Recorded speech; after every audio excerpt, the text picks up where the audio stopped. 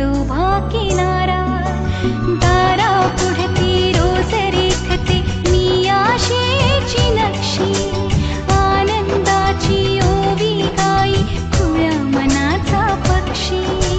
हरी अचानक वाट बदलते एका वळणावरती, काळोखात मग सोबतीस सावल्यान मागे उरती. गुज सुखाचे कधी कुणाला आजवरी येऊन गडले, मी शोधते एक गाव स्वप्नांच्या पलीकडले, स्वप्नांच्या पलीकडले.